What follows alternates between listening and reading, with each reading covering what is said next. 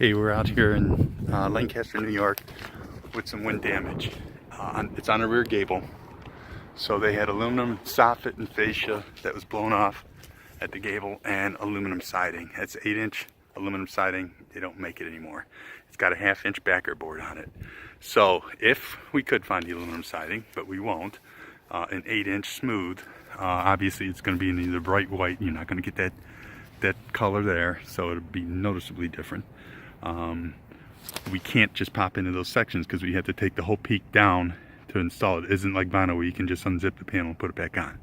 So what we're going to need to do is take the siding off. The soffit's or the fascias and the soffit's damaged over there and up there and up there, and of course the fascia's all off over there. So we would end up taking in putting in new aluminum soffits, changing that to vinyl, trimming the fascia boards. Peak vent would come off. We'd put a vinyl peak vent in to match the vinyl siding, and then just go in with a double 5 vinyl siding across onto the back.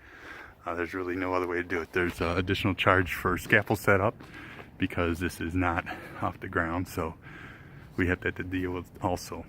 We'll get the numbers worked out for this. Send some pictures and video to the adjuster and get them thinking about this, because there's no way to patch in. It's impossible. So we got the foam, the siding, the tear off, the garbage removal, and the soffit and fascia on this back peak.